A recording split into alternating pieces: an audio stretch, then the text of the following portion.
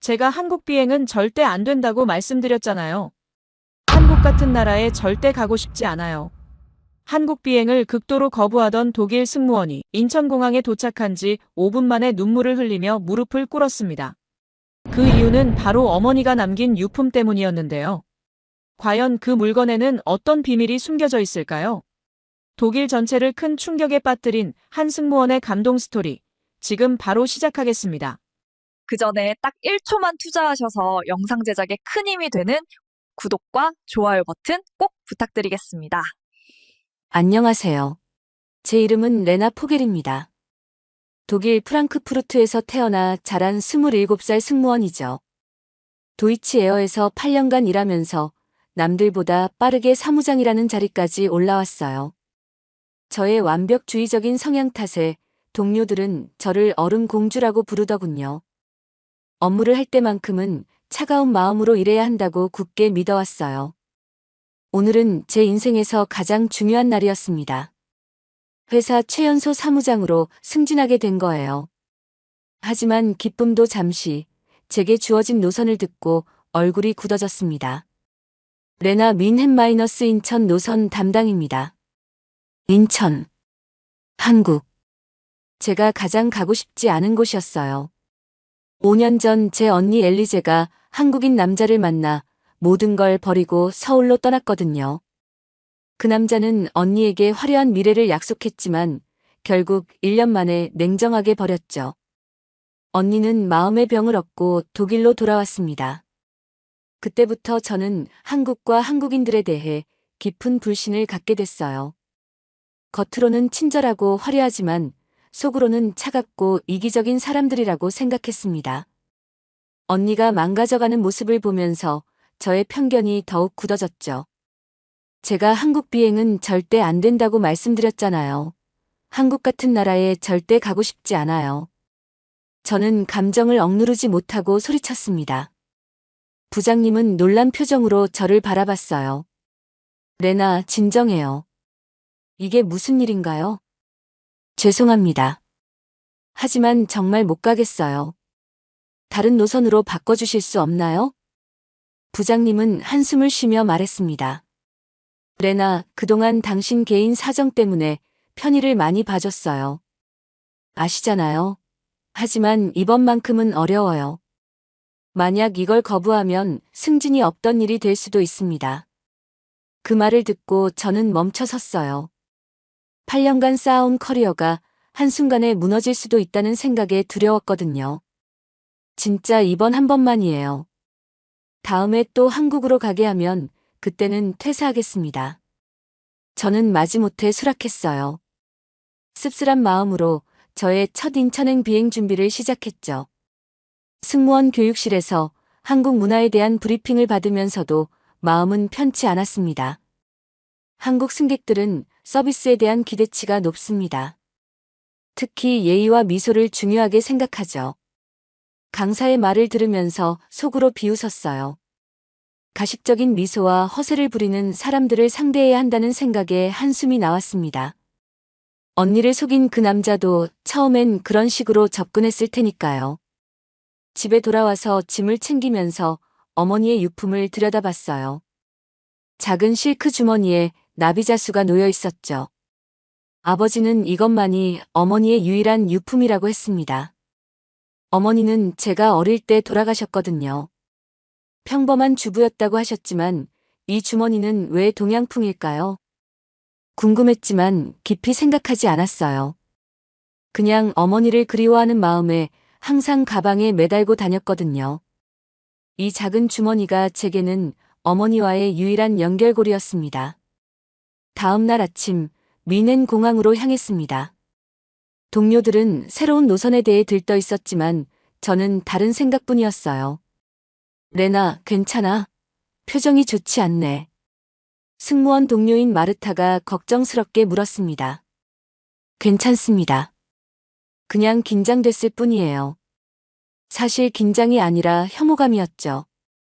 언니를 망가뜨린 그 나라로 가야 한다는 생각에 속이 뒤틀렸어요. 하지만 이것도 제 커리어의 일부라고 생각하며 마음을 다잡았습니다. 비행기에 올라 승무원 브리핑을 받으면서 프로페셔널한 자세를 갖췄어요. 개인적인 감정과 업무는 분리해야 했거든요. 그게 8년간 쌓아온 제 신념이니까요. 오늘 퍼스트 클래스에는 한국의 인공지능 기업 마루테크 대표가 탑승합니다. 김성우라는 분이에요. 기장의 말을 들으면서 또다시 불쾌함이 밀려왔어요. 성공한 한국 사업가. 젊고 잘 나가는 CEO. 언니를 속인 그 남자와 똑같은 부류겠죠. 화려한 말로 사람을 현혹시키는 타입일 거예요. 완벽한 서비스를 제공하되 개인적인 감정은 철저히 차단하겠습니다. 저는 마음속으로 다짐했어요. 어떤 한국인이 탑승하든 업무적으로만 대할 거라고요. 그들의 가식적인 미소와 달콤한 말에 속지 않겠다고 말이죠. 언니의 아픔을 생각하면 더욱 경계심이 들었습니다. 출발 전 마지막 점검을 하면서 저는 거울을 봤어요.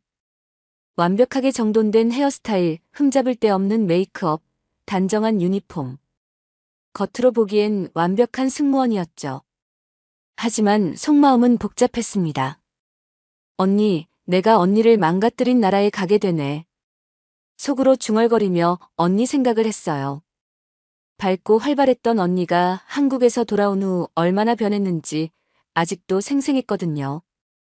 무기력하고 우울해진 언니를 보며 얼마나 가슴이 아팠는지 모릅니다. 승객들이 탑승하기 시작했습니다. 저는 얼음처럼 차가운 표정으로 퍼스트 클래스 입구에 서 있었어요. 곧 그 김성우라는 사람을 만나게 될 테니까요. 과연 어떤 사람일지 제 편견이 맞는지 확인해보고 싶었습니다. 언니를 아프게 한 그런 부류의 사람인지 말이죠. 퍼스트 클래스로 들어오는 승객들을 하나씩 확인하면서 저는 긴장했습니다. 김성우라는 사람이 언제 나타날지 모르니까요. 그런데 생각보다 일찍 나타났어요. 키가 크고 단정한 정장을 입은 남자가 퍼스트 클래스 입구에 섰습니다. 나이는 30 초반 정도로 보였죠. 첫인상은 생각했던 것과 달랐어요. 화려하거나 과시적이지 않았거든요. 안녕하세요. 김성우입니다. 그가 탑승권을 건네며 말했어요. 목소리는 차분하고 예의 바른 톤이었습니다. 하지만 저는 마음을 굳게 먹었죠. 언니를 속인 그 남자도 처음엔 이랬을 거라고요. 환영합니다. 좌석은 이쪽입니다. 저는 최대한 냉정하게 말했어요. 업무적인 미소조차 짓지 않았죠.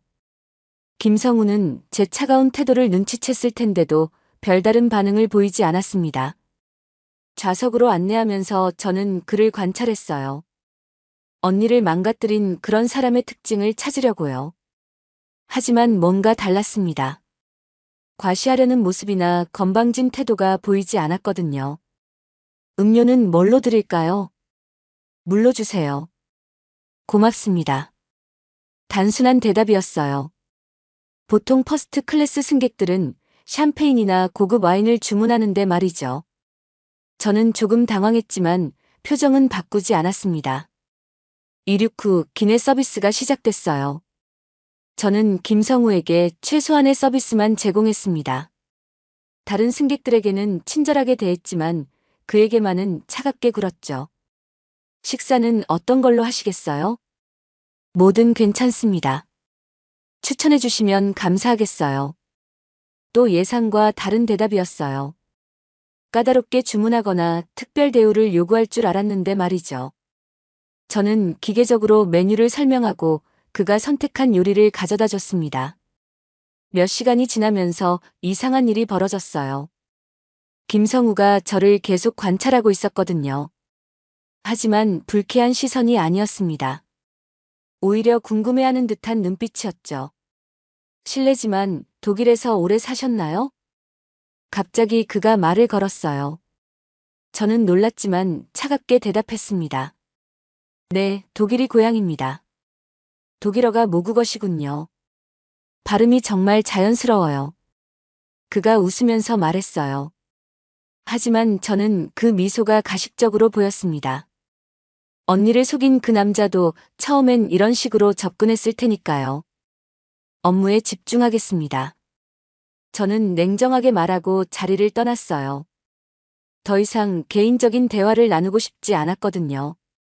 하지만 김성우는 억지로 말을 걸거나 불쾌해하지 않았습니다. 오히려 그 후로는 조용히 자신의 일에 집중했어요. 노트북을 꺼내 뭔가 작업을 하고 있었죠. 가끔 창밖을 보며 생각에 잠기기도 했습니다. 점심 서비스 시간이 되었어요. 저는 다른 승객들에게 따뜻한 미소로 서비스했지만 김성우에게만은 여전히 차가웠습니다. 식사 맛있게 드세요. 감사합니다. 그런데 하나만 물어봐도 될까요? 김성우가 조심스럽게 말했어요. 저는 귀찮다는 표정으로 그를 봤습니다. 가방에 달린 그 작은 주머니 정말 아름답네요. 나비자수가 특별해 보여요. 갑자기 어머니의 유품을 언급하니 당황스러웠어요. 아무도 관심 갖지 않던 것을 그가 눈여겨본 거죠. 개인적인 물건입니다.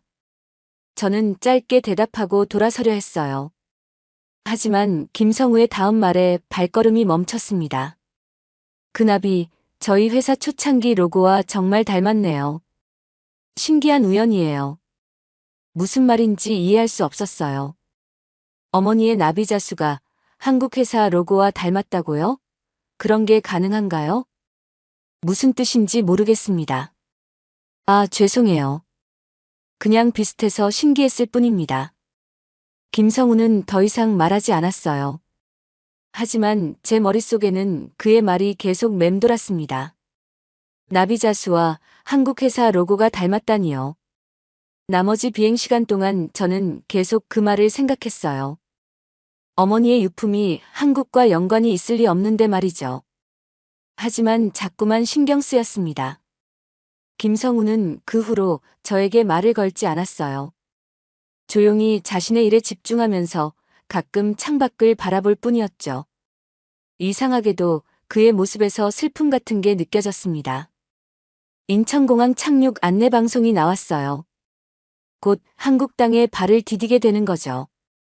저는 복잡한 마음으로 착륙 준비를 했습니다. 그리고 김성우가 남긴 그 말이 계속 머릿속을 떠나지 않았어요. 인천공항에 착륙한 후 저는 빨리 독일로 돌아가고 싶었어요. 하지만 운명은 그렇게 호락호락하지 않더군요. 승무원 여러분, 긴급 공지사항이 있습니다. 기장의 목소리가 기내 방송으로 흘러나왔어요. 뭔가 좋지 않은 예감이 들었죠. 기체 결함이 발견되어 귀국편이 24시간 지연됩니다. 모든 승무원은 지정된 호텔에서 대기하시기 바랍니다. 그 순간 저는 절망했어요. 하루 더 이 땅에 머물러야 한다니요. 다른 동료들은 오히려 좋아하더군요. 와, 서울 구경할 수 있겠네. 명동 쇼핑 가자. 마르타가 신나게 말했어요. 하지만 저에게는 고문이나 다름없었습니다. 저는 호텔에서 쉬겠어요. 레나, 이런 기회가 언제 또 있겠어? 한국 음식도 먹어보고 궁궐도 구경하자. 동료들이 계속 권했지만 저는 단호하게 거절했어요. 이 나라에서 하루라도 더 시간을 보내고 싶지 않았거든요. 호텔에 도착해서 방에 들어가자마자 저는 노트북을 켰어요. 한국에 대한 부정적인 글들을 찾아 읽기 시작했죠. 제 편견을 더욱 확고히 하고 싶었거든요. 역시 겉만 번지르르한 나라야. 인터넷에서 한국의 문제점들을 다룬 블로그 글들을 읽으며 고개를 끄덕였어요. 경쟁이 치열하고 사람들이 냉정하다는 내용들이 제 생각과 일치했거든요. 몇 시간 동안 그런 글들만 읽다 보니 답답해졌어요. 방 안 공기가 너무 갑갑했습니다. 잠깐만 밖에 나가자. 저는 호텔 밖으로 나섰어요. 그냥 호텔 주변만 잠깐 걸을 생각이었거든요. 하지만 서울의 밤거리는 생각보다 복잡했습니다. 네온사인이 번쩍이는 거리를 걸으면서 저는 더욱 불쾌해졌어요. 모든 게 가식적으로 보였거든요. 화려한 외관 뒤에 숨겨진 추악함이 있을 거라고 생각했습니다. 그런데 갑자기 누군가 제 가방을 확 잡아당겼어요. 순식간에 일어난 일이었습니다. 오토바이를 탄 사람이 제 가방을 낚아채고 달아나 버린 거예요. 가방 안에는 지갑과 휴대폰이 모두 들어있었죠. 도둑이야. 저는 소리쳤지만 이미 늦었어요. 오토바이는 어둠 속으로 사라져버렸습니다. 낯선 도시 한복판에서 저는 완전히 무력해졌어요. 역시 이런 나라야. 겉으로는 안전하다고 하지만 눈물이 날 것 같았어요. 돈도 없고 연락할 방법도 없었거든요. 호텔로 돌아가는 길도 잘 모르겠고요. 그때 뒤에서 익숙한 목소리가 들렸습니다. 레나 씨, 괜찮으세요? 돌아보니 김성우가 서 있었어요. 정장 대신 편한 옷을 입고 있었죠. 김성우 씨, 여기서 뭘? 회사 일로 늦게까지 있었어요. 그런데 무슨 일이에요? 표정이 안 좋아 보이는데. 저는 창피했지만 상황을 설명할 수밖에 없었어요. 김성우는 제 말을 다 듣고 나서 고개를 끄덕였습니다. 아, 그런 일이. 정말 곤란하셨겠어요. 괜찮습니다. 알아서 해결하겠어요. 저는 자존심 때문에 그렇게 말했지만 사실 어떻게 해야 할지 막막했어요. 혹시 괜찮으시다면 제가 도와드릴까요?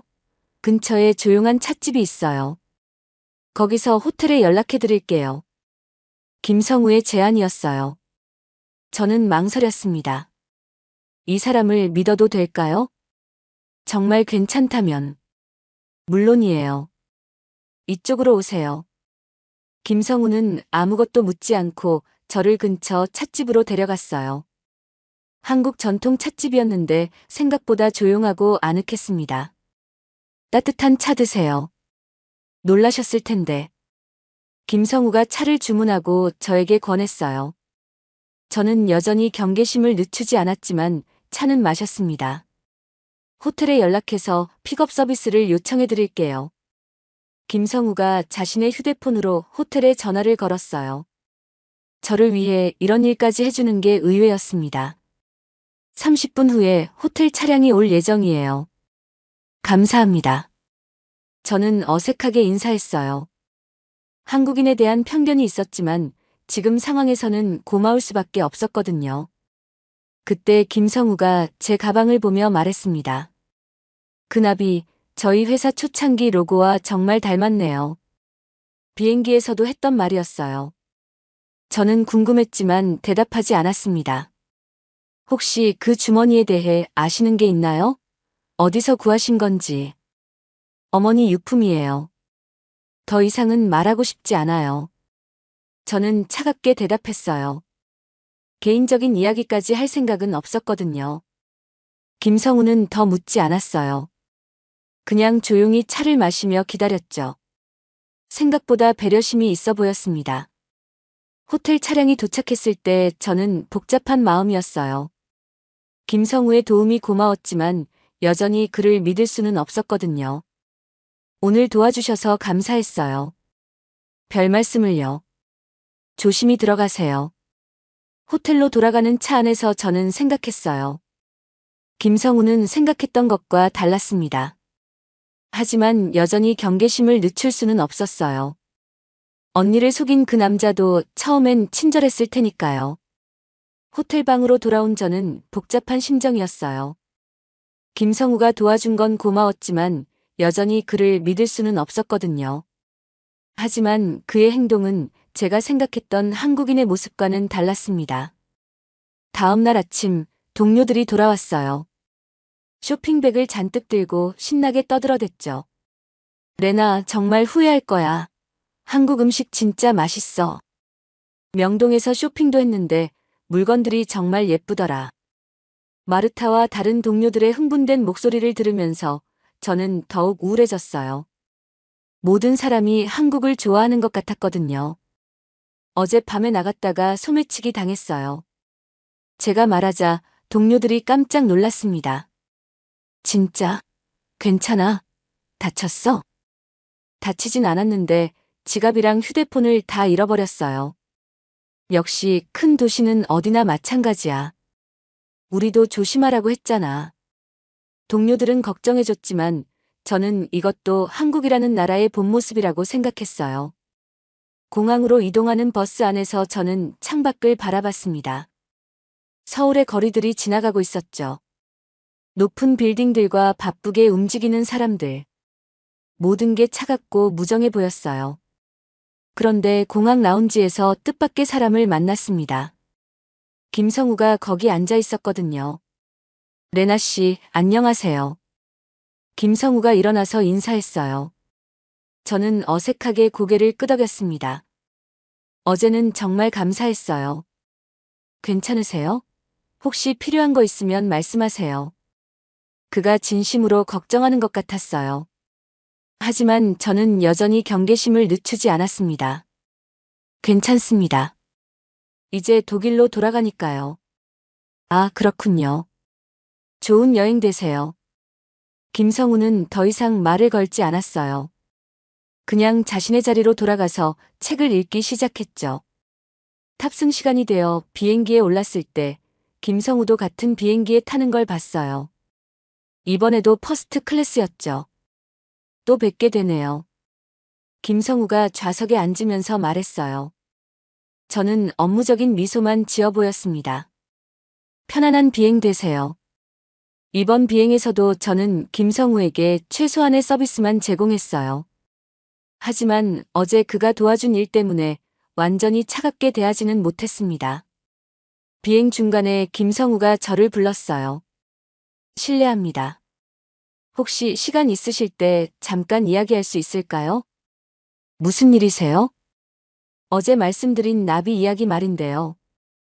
정말 신기한 우연이라서요. 저는 망설였어요. 개인적인 이야기를 하고 싶지 않았거든요.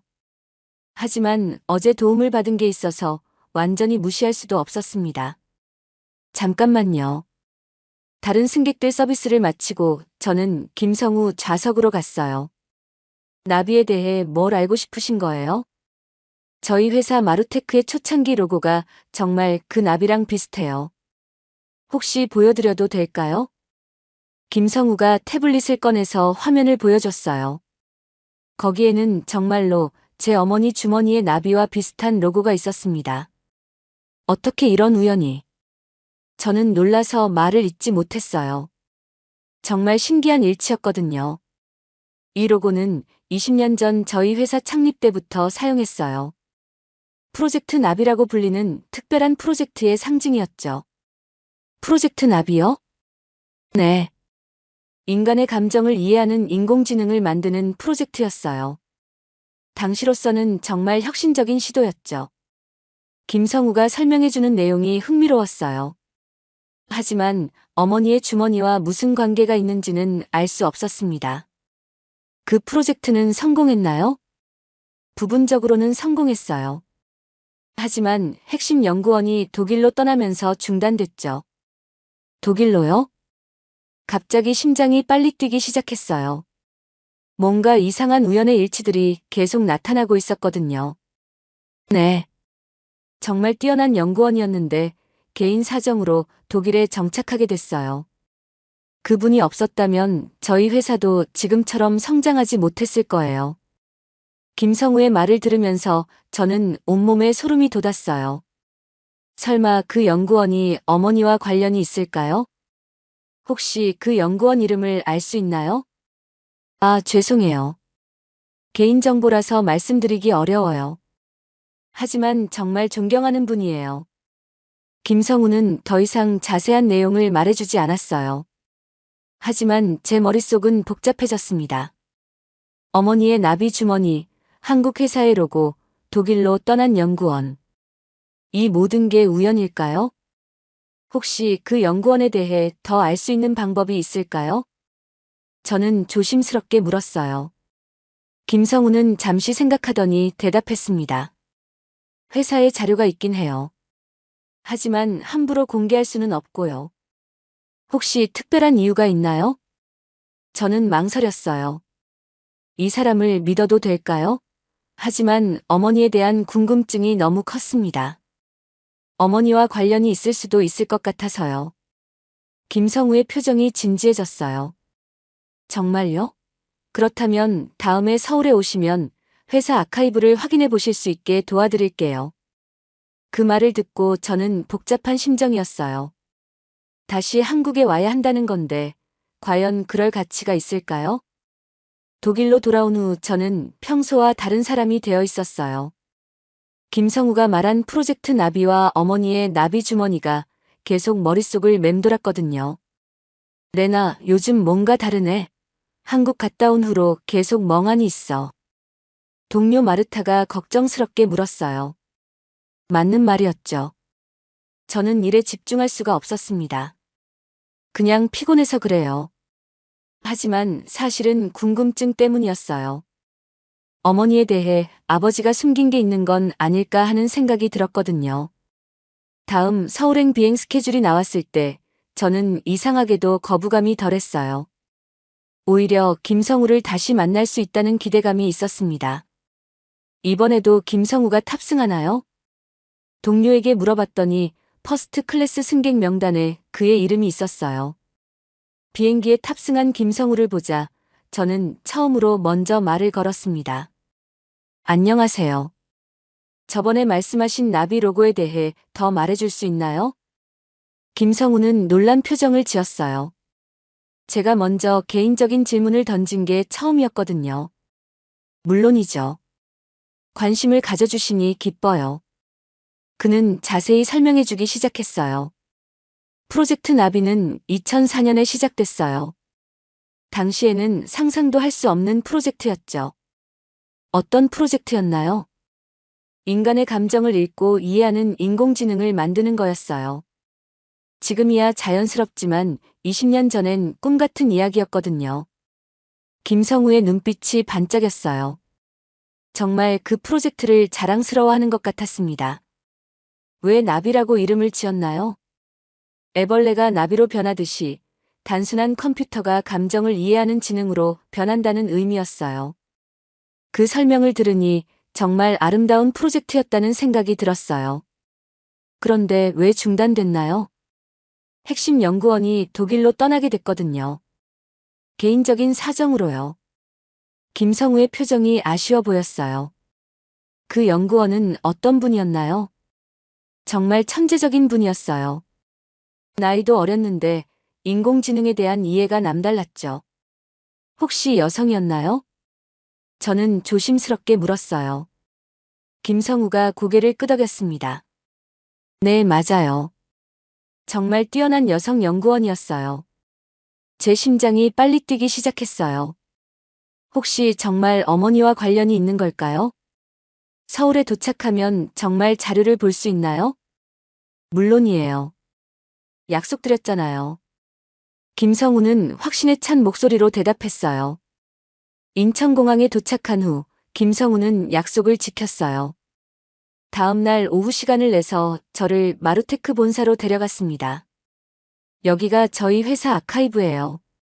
현대적인 건물 지하에 있는 자료실이었어요. 벽면 가득 파일과 사진들이 정리되어 있었죠.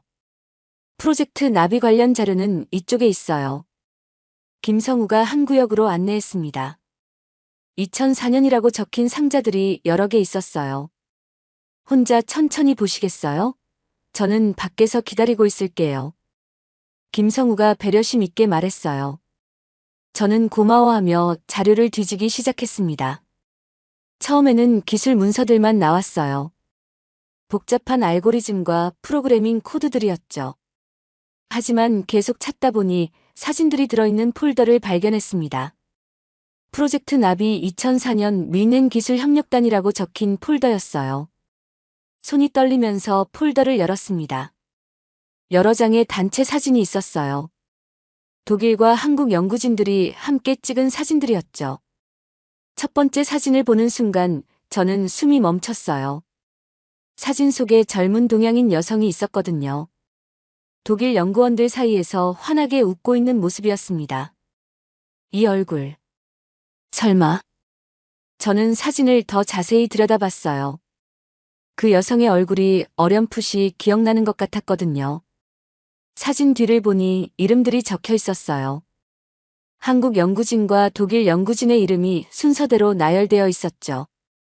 김소연 연구원, 마루테크 AI 개발팀. 그 이름을 보는 순간 저는 주저앉을 뻔했어요. 김소연. 그건 어머니의 이름이었거든요. 어머니가 한국 사람이었다고 믿을 수 없었어요. 아버지는 어머니가 평범한 주부였다고 했는데 사진 속 어머니는 최첨단 기술을 연구하는 과학자였습니다. 다른 사진들도 뒤져봤어요. 어머니가 연구실에서 작업하는 모습, 동료들과 토론하는 모습들이 있었어요. 모든 사진에서 어머니는 자신감 넘치고 행복해 보였습니다. 왜 아버지는 이걸 숨기셨을까? 저는 혼란스러웠어요. 어머니의 진짜 모습을 전혀 몰랐던 거잖아요. 사진 중에는 어머니가 나비 모양 로고 앞에서 찍은 것도 있었어요. 바로 제가 가지고 있는 나비 주머니와 똑같은 디자인이었죠. 어머니가 이 프로젝트의 핵심 연구원이었구나. 모든 퍼즐이 맞춰지기 시작했어요. 어머니는 한국에서 태어나 독일로 유학을 갔고 그곳에서 아버지를 만나 결혼한 거였어요. 마지막 사진을 보고 있을 때 김성우가 들어왔습니다. 어떠세요? 찾으시는 자료가. 그가 말을 멈췄어요. 제가 들고 있는 사진을 보고 놀란 표정을 지었거든요. 혹시 그분이? 네.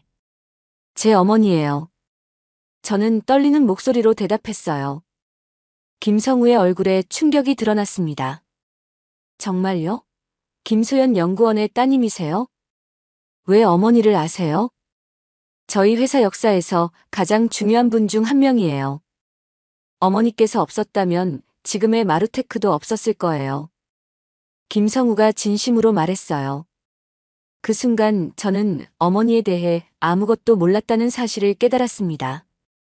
아버지한테 물어봐야겠어요. 왜 이런 걸 숨기셨는지. 제 목소리가 떨렸어요. 지금까지 믿어왔던 모든 것이 거짓이었을 수도 있다는 생각에 혼란스러웠거든요. 호텔로 돌아온 저는 바로 아버지에게 전화를 걸었어요. 독일과 한국의 시차 때문에 새벽 시간이었지만 참을 수 없었거든요. 아버지, 저예요. 레나. 레나, 이 시간에 무슨 일이야? 괜찮니? 아버지의 걱정스러운 목소리가 들렸어요. 하지만 저는 더 이상 기다릴 수 없었습니다. 아버지, 어머니에 대해 말씀드릴 게 있어요. 전화기 너머로 아버지가 숨을 깊게 들이쉬는 소리가 들렸어요. 어머니가 평범한 주부가 아니었죠? 한국의 인공지능 연구원이었던 거 맞나요? 긴 침묵이 흘렀습니다. 그 침묵이 모든 걸 말해주고 있었어요. 레나, 어떻게 알았니? 아버지의 목소리가 떨렸어요. 드디어 진실을 인정하신 거죠. 사진을 봤어요. 프로젝트 나비 연구팀에 있던 어머니 사진을요.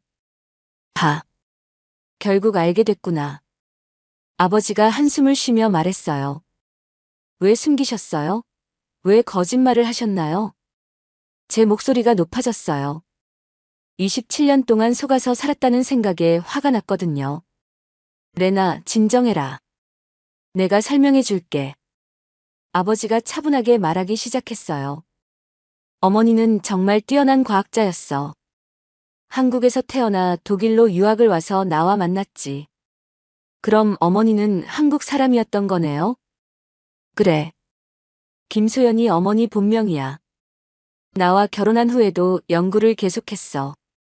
아버지의 목소리에서 그리움이 느껴졌어요. 그런데 왜 숨기셨어요? 자랑스러운 일인데. 어머니가 사고로 세상을 떠난 후. 난 두려웠어. 뭐가 두려우셨는데요?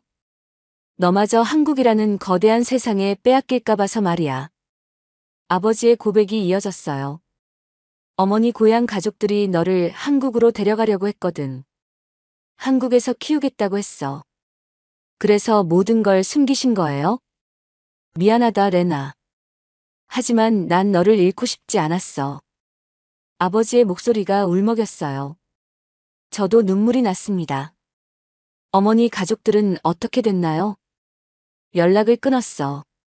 너를 지키기 위해서였지만.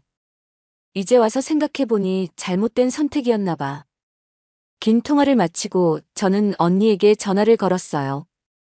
어머니에 대한 진실을 알았으니 언니에 대한 진실도 알아야겠다고 생각했거든요. 언니, 나야. 레나, 한국에 있다면서. 어때? 언니의 목소리는 예전보다 많이 밝아져 있었어요. 언니, 5년 전 그 사람에 대해 물어봐도 될까? 갑작스러운 질문에 언니가 당황하는 게 느껴졌어요. 왜 갑자기 그 이야기를? 제발 진실을 말해줘. 정말 그가 언니를 버린 거야? 긴 침묵 후에 언니가 어렵게 입을 열었어요. 레나, 사실은 뭐야? 그가 떠난 게 아니야. 내가 먼저 그를 밀어냈어. 충격적인 고백이었어요. 왜? 사랑했던 거 아니었어? 사랑했어. 정말 많이. 하지만 나는 완벽하지 않은 모습을 보이기 싫었거든. 언니의 목소리가 떨렸어요. 한국어도 서툴고 문화도 잘 모르고. 그런 내 모습이 창피했어. 그래서 헤어진 거야? 그 사람은 그런 거 신경 안 쓴다고 했어. 하지만 난 자신감이 없었지. 결국 먼저 이별을 통보했어. 언니의 진실한 고백을 들으면서 저는 혼란스러웠어요. 그럼 우울증은 왜? 후회 때문이야. 내가 너무 성급했다는 걸 나중에 깨달았거든. 하지만 이미 늦었지. 지금이라도 연락해보면 안 돼? 아니야, 레나. 이미 그도 새로운 삶을 살고 있을 거야. 언니와의 통화를 마치고 저는 정말 많은 생각을 했어요. 모든 비극이 오해와 두려움에서 시작됐다는 걸 깨달았거든요. 다음 날 김성우를 다시 만났을 때 저는 완전히 다른 사람이 되어 있었어요. 모든 편견의 족쇄를 벗어던진 기분이었거든요. 어떠셨어요? 아버님과 통화하셨다면서요. 김성우가 걱정스럽게 물었어요. 네, 모든 걸 알게 됐어요. 어머니가 정말 대단한 분이었다는 것도요. 저는 환한 미소로 대답했어요. 김성우도 안도의 표정을 지었습니다. 그럼 오늘 특별한 곳으로 안내해 드릴게요. 김성우가 저를 마루테크 본사 최상층으로 데려갔어요. 거기에는 명예의 전당이라는 공간이 있었습니다. 여기는 저희 회사 역사상 가장 중요한 분들을 기리는 곳이에요. 벽면에는 여러 사람들의 사진과 업적이 전시되어 있었어요. 그 중에서도 가장 중앙에 어머니의 사진이 걸려 있었습니다. 김소연 연구원. 프로젝트 나비의 창시자이자 마루테크 AI 기술의 어머니. 그 글귀를 읽으면서 저는 가슴이 벅찼어요. 어머니가 이렇게 많은 사람들에게 기억되고 있다니요. 어머니께서 정말 자랑스러우시겠어요. 김성우가 말했어요. 저도 고개를 끄덕였습니다. 그런데 더 특별한 게 있어요. 김성우가 어머니 사진 옆에 작은 장치를 가리켰어요. 어머니께서 독일로 떠나시기 전에 미래의 후배들을 위해 메시지를 남기셨어요. 메시지요? 디지털 레거시 볼트라고 하는 시스템이에요. 오직 직계 가족의 생체 정보로만 열 수 있게 설계되어 있어요. 김성우의 설명에 저는 놀랐어요. 정말요? 어머니가 저를 위해 메시지를 남기신 거예요? 네. 언젠가 딸이 찾아올 거라고 믿고 계셨나 봐요. 김성우가 장치 앞으로 저를 안내했어요. 손바닥 모양의 스캐너가 있었죠. 손을 올려놓으시면 돼요. 저는 떨리는 손으로 스캐너에 손을 올렸어요. 잠시 후 파란 불빛이 켜지면서 인증 완료라는 메시지가 나타났습니다. 그리고 스피커에서 그리운 목소리가 흘러나왔어요. 내 사랑하는 딸아, 이 메시지를 듣고 있다면 너는 이미 훌륭한 어른이 되었을 거야. 어머니의 목소리였어요. 어릴 적 희미하게 기억나는 그 따뜻한 목소리였습니다. 엄마는 너를 위해 이 프로젝트를 시작했어. 사람의 마음을 이해하는 기술, 그것이 더 따뜻한 세상을 만들 거라고 믿었거든. 눈물이 흘러내렸어요. 20년 넘게 듣지 못했던 어머니의 목소리였거든요. 나비 주머니를 간직하고 있다면 그건 엄마가 너에게 남긴 마지막 선물이야. 나비처럼 아름답게 변화하며 살아가라는 뜻이었어. 메시지는 계속 이어졌어요. 한국을 미워하지 마라. 이곳은 엄마의 고향이자 너의 뿌리가 있는 곳이야. 언젠가 이 땅에서 너만의 꿈을 펼치길 바란다. 마지막 문장을 들으면서 저는 확신했어요. 제가 찾아야 할 길이 무엇인지 알겠더군요. 메시지가 끝나고 김성우가 조심스럽게 물었어요. 어떠세요? 괜찮으세요? 네, 괜찮아요. 아니, 정말 좋아요. 저는 눈물을 닦으며 웃었어요. 이제 어떻게 하실 건가요? 새로운 항로를 찾아봐야죠. 어머니가 시작하신 일을 이어갈 방법을 말이에요. 김성우가 환하게 웃었어요. 마루테크에서 일하실 생각은 없나요? 어머니의 뒤를 이어서요. 갑작스러운 제안이었지만 마음이 끌렸어요. 진지한 제안인가요? 물론이에요. 어머니의 딸이라면 분명 특별한 재능이 있을 거예요. 저는 잠시 생각했어요. 독일에서의 안정적인 삶을 버리고 한국에서 새로운 도전을 시작한다는 것. 쉽지 않은 결정이었죠. 하지만 어머니의 목소리가 제 마음을 움직였어요. 나비처럼 변화하라고 하셨잖아요. 시간을 좀 주세요. 중요한 결정이니까요. 당연하죠. 충분히 생각해 보세요. 공항으로 가는 길에서 저는 서울의 거리를 다시 바라봤어요. 이제는 적대적으로 보이지 않았습니다. 오히려 새로운 가능성으로 가득한 곳으로 느껴졌어요. 비행기에 오르면서 저는 나비 주머니를 꺼내 들여다봤어요. 어머니가 남긴 마지막 선물이자 새로운 시작의 상징이었죠. 어머니, 제가 어떤 선택을 하든 후회하지 않을게요. 저는 속으로 다짐했어요. 이제 진짜 제 인생이 시작되는 거라고 생각하면서요. 창밖으로 서울의 야경이 점점 멀어져 갔어요. 하지만 저는 알고 있었습니다. 곧 다시 이곳으로 돌아올 거라는 걸요. 이번에는 새로운 꿈을 가지고 말이에요.